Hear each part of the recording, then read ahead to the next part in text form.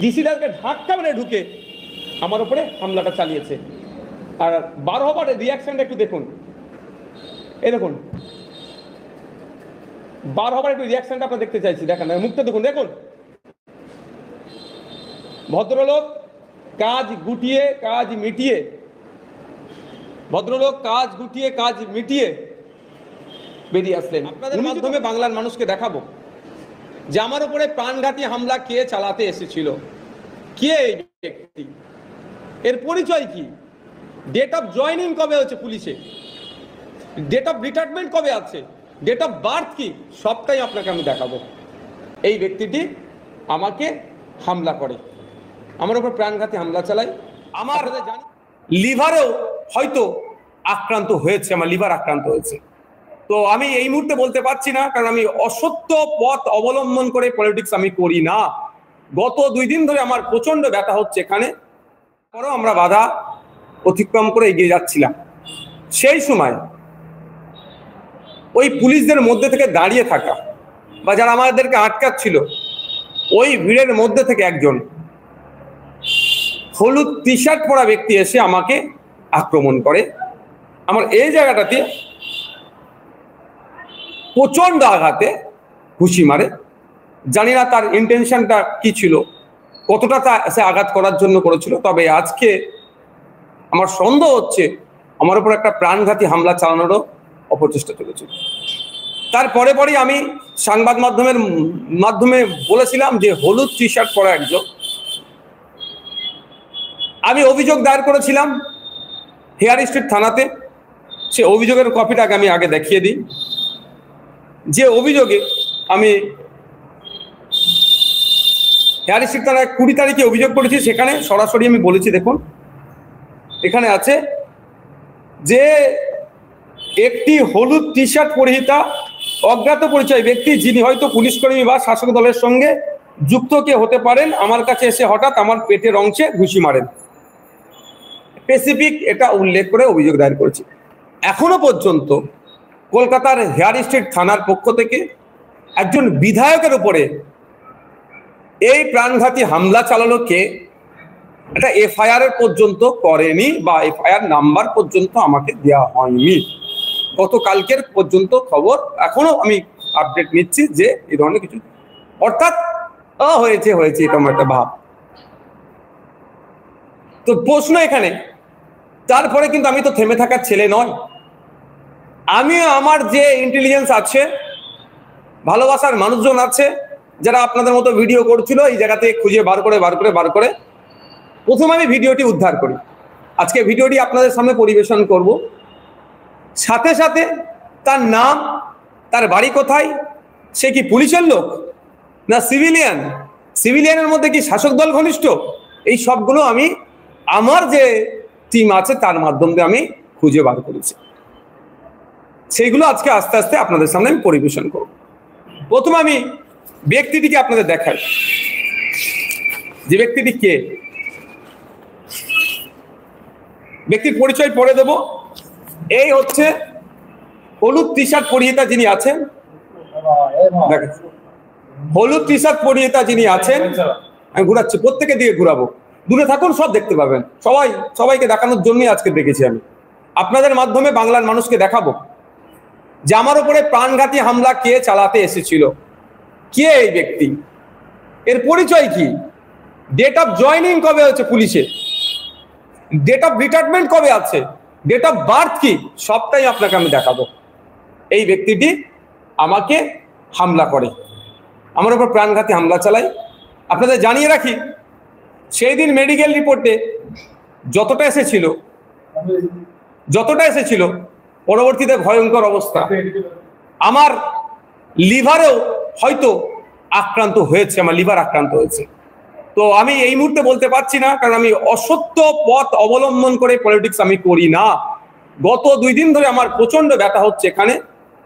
আমি ডক্টর সাহেবের সাথে যোগাযোগ করেছি, তিনি আমাদেরকে জানিয়েছেন ওই আগামীকাল বা পরশুদিন আমাদের কলকাতায় ধর্ণমঞ্চ হচ্ছে, এই ধর্ণমঞ্চ স্থল থেকেই আমি ট্রিটমেন্টে যাব। এখানে আমার সিটি স্ক্যান, ফুল ইউএসজি না কি সব বললেন, আর করবেন যে লিভারে আক্রান্ত হয়েছে কি হয়নি কেন, এত ব্যথা হচ্ছে কেন। দেখ এই ব্যক্তিটি, আমি আরো ভালোভাবে বেশ কয়েকটি ছবি আপনাদের দেখাবো। এই ব্যক্তিটি আমার উপরে যে হলুদ শার্ট পরে আছেন তিনি আক্রমণ করেছেন। আমি ডে 1 থেকে আপনাদের বলেছি যে আমাকে হলুদ টি শার্ট পরিহিতা ব্যক্তি যিনি পরেছিলেন হলুদ টি শার্ট, তিনি আমাকে মেরেছেন। আমি অন্য কোনো কারো কথা বলিনি। তো একটা জিনিস আমি এস্টাবলিশ করে দিলাম যে আমার উপরে যে আক্রমণ হয়েছিল সে ডে 1-এ যেটা বলেছিলাম হলুদ টি শার্ট পরেছিলেন, আজকে তার প্রুফ দিচ্ছে। এবার এর ভিডিওটা আপনাদের দেখাচ্ছি কিভাবে আসছে, আমার উপরে কিভাবে আক্রমণ করছে এবং আক্রমণ করে কিভাবে ফিরে যাচ্ছে, এটা দেখার দরকার। বাংলার মানুষ আজকে দেখছে, আপনাদের মাধ্যমে বাংলার বাইরের মানুষও দেখবে যে একজন বিরোধী দলের বিধায়কের উপরে কিভাবে পুলিশের মধ্যে থাকা ব্যক্তি প্রাণঘাতী হামলা চালালো। আর এতদিন হামলা, আজকে 20 তারিখে হামলা চালিয়েছে, আজকে 29 তারিখ, 9 দিন হয়ে যাওয়ার পরেও এই বিষয়ে পুলিশের সদাত্মক ভূমিকা নাই। আমার অপরাধটা কি? আমার অপরাধটা এটাই যে জল জমি জঙ্গলের স্বাভাবিক অধিকার আদিবাসীদের কেন কেড়ে নেওয়া হবে? 2006 ফরেস্ট রাইট অ্যাক্টকে অ্যামেন্ডমেন্টের নামে যে আদিবাসীদের থেকে জঙ্গলকে কেড়ে নেওয়া হচ্ছে, এর প্রতিবাদ আমি করি। প্রিন্সিপাল অ্যাক্ট 1995 ওয়াকাফ আইনের অ্যামেন্ডমেন্ট করে 2025 সালে যে নতুন আইন নিয়ে এসেছে, এই আইনের বিরোধিতা করছে। এটা মুসলিম সম্প্রদায়ের উপরে ধর্মীয় ভাবাবেগের সাথে সাথে ধর্মের উপরে আক্রমণ হচ্ছে, সংবিধানের একাধিক আর্টিকেলের উপরে আক্রমণ হচ্ছে, এর বিরোধিতা আমি করছি। আমার উপরে আক্রমণের কারণ কি? ফেক ST/SC সার্টিফিকেট রমরমা মার্কেটে। যারা এসটি নয়, যারা এসসি নয়, তারা ST/SC কোটায় চাকরি পাচ্ছে, এর বিরোধিতা আমি করছি বলে। আমার অপরাধটা কি? আমাকে কেন প্রাণে মারার চেষ্টা হচ্ছে? হয়তো আমার কাছে ফোর্স না থাকলে এতদিন হয়তো আমার প্রাণে মেরেই দিত এরা। যে আমি প্রতিবাদ করছি যে ওবিসি আপনি সার্টিফিকেট দিচ্ছেন, ঠিক কথা, কল্যাণী ইউনিভার্সিটিতে জিওলজি ডিপার্টমেন্টের যারা পিএইচডির জন্য চান্স পেল, সুযোগ পেল OBC A OBC B category থেকে, আমরা দেখতে পেলাম তার মধ্যে একজনেরও মুসলিম পিছড়ে বর্গের মুসলিম সম্প্রদায়ের উপস্থিতি দেখতে পেলাম না। এর প্রতিবাদ করছি। কেন আপনি শেরশাবাদী আর জনগোষ্ঠীকে ওবিসি এ থেকে তুলে ওবিসি বিতে পাঠালেন? এই ধরনের অনেক বানিয়া সম্ভবত জনগোষ্ঠী আছে, এ থেকে তুলে বি থেকে পাঠালেন। এই অন্যায়ের প্রতিবাদ করছি। আমার পরিযায়ী ভাইরা, বাঙালি যারা ভিন্ন রাজ্যে কাজে যাচ্ছে, তাদের উপর আক্রমণ হচ্ছে, লাশ হয়ে ফিরে আসছে। কখনো সোমনাথ দেবনাথ, আফরাজুল, সাবির মল্লিক, হেমন্ত রায়, তো দীপু দাস, এই ধরনের অনেকে লাশ হয়ে বাড়ি ফিরে আসছে, অনেকে আক্রান্ত হচ্ছে। এই লাস্ট 2 দিন আগে উড়িষ্যাতে বা কলকাতায় বাঙালি উড়িষ্যাতে আমাদের মেদিনীপুরের শ্রমিকের উপরে প্রাণঘাতী হামলা চালিয়েছে। এটা বন্ধের আমি দাবি তুলছি। এই জন্য আমার উপরে আক্রান্ত নেমে আসছে, আমার উপরে প্রাণে মারার চেষ্টা হচ্ছে। SIR এর নামে নাগরিককে অহেতুক হয়রানি করার চেষ্টা হচ্ছে, নাগরিককে ভয় দেখানোর চেষ্টা হচ্ছে। সেই জন্য আমি প্রতিবাদ করেছি যে SIR এর নামে নাগরিক হয়রানি করা যাবে না, নাগরিককে আতঙ্কিত করা যাবে না, যাকে তাকে ডিভোটার ঘোষণা করা যাবে না। এইগুলো বা বিভিন্ন সময় মানুষের উপরে ঘটে চলা আক্রমণের বিরুদ্ধে আমি যখনই কথা বলি, দেখছি আমার উপরে আক্রমণ নেমে আসছে, আমাকে প্রাণে মারার চেষ্টা হচ্ছে। আমি এখন আপনাদেরকে দেখাবো ওই ভিডিওটি, যে ভদ্রলোক কিভাবে আসছেন, আমাকে মারছেন, আমাকে মেরে আবার ফিরে আসছেন। আমি রোটেট মোডে হয় নাকি দেখছি, এটা আমি মোবাইল সম্বন্ধে খুব একটা বেশি জানি না, আমি একটুখানি অপেক্ষা করুন। এই দেখুন, এখানে দেখুন এই হলুদ জামা পরিহিত ব্যক্তিটিকে দেখুন, আমি পরে দেখাবো। ঢুকছে, হ্যাঁ দেবো অবশ্যই, সবাইকে ভিডিওটি দেবো। আপনাদের বলবো আগে দেখুন, আমি আর একবার দেখাবো, আগে দেখে নিন। আপনারা নজর রাখবেন হলুদ টি শার্ট পরা ওই ব্যক্তিটি। আমি বলছি, তার ব্যাখ্যা করছি আপনাকে, অনেক ব্যাখ্যা আছে এর মধ্যে।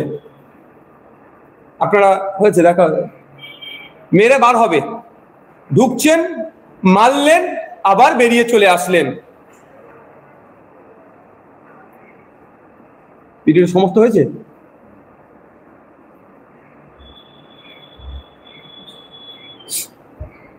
ভিডিওটি হয়েছে, ভিডিওটি দেব, আপনারা দেখবেন। এই ভিডিওটির মধ্যে আপনারা 55 সেকেন্ডের ভিডিও আছে না, এখনো বাকি আছে, একটু বাকি আছে, দেখুন, আপনারা দেখুন। সবাই আসছে, সবার আসছে?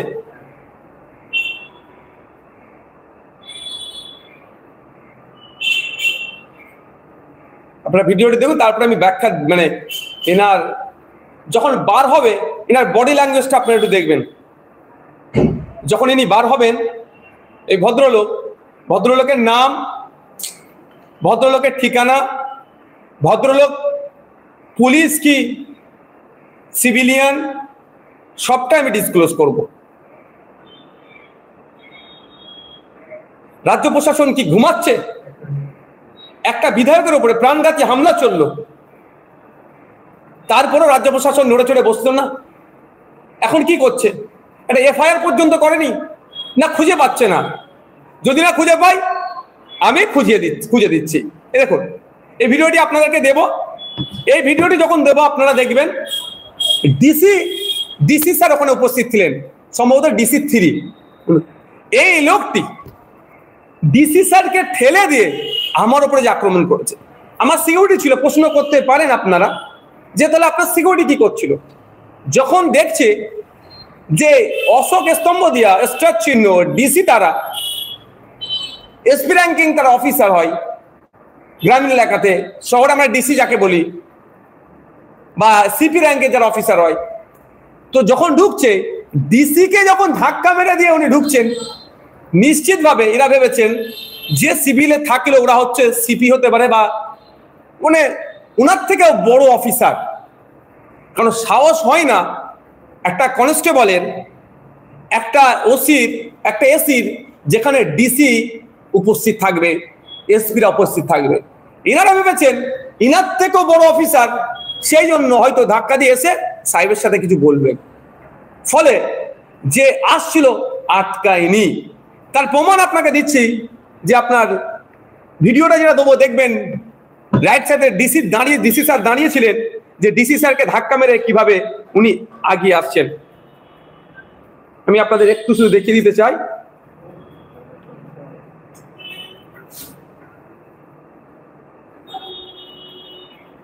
এখানে এখানে আমার সামনে যিনি আছেন খাকি পোশাকের ডিসি স্যার, দেখুন ধাক্কা মেরে ডিসি স্যারকে সরিয়ে দিলেন। এটা তো ডিসি স্যার, এই দেখুন আমাকে এখানে ধাক্কা মেরে ডিসি স্যারকে সরিয়ে দিলেন। আমি আপনাদেরকে আরেকবার দেখাতে চাই, একটু এই লোকটা একটু জানা দরকার। ইনার সামনে ডিসি স্যার এরকম ঢুকছে, ওনার লেফট সাইডে আমার সিকিউরিটি, ওনার রাইট সাইডে এটা করে দেখুন, ওনার রাইট সাইডে আমাদের রাজ্যের কলকাতা পুলিশের ডিসিটাকে ধাক্কা মেরে ঢুকে আমার উপরে হামলাটা চালিয়েছে। আর বার হবার রিয়াকশনটা একটু দেখুন, এই দেখুন বার হবার একটু রিয়াকশনটা আপনারা দেখতে চাইছি। দেখেন মুখটা দেখুন, দেখুন ভদ্রলোক কাজ গুটিয়ে কাজ মিটিয়ে, ভদ্রলোক কাজ গুটিয়ে কাজ মিটিয়ে বেরিয়ে আসলেন। উনি যদি ওখানে ডিউটিরত অবস্থায় থাকেন তাহলে তো উনি বেরিয়ে আসবেন না। উনি যদি ওখানে ডিউটি করেন, গেলেন আমাকে ঘুষি মারতে হবে এই রকমের জায়গাতে, কেউ তো নিশ্চিতভাবে নির্দেশনা দেয়নি।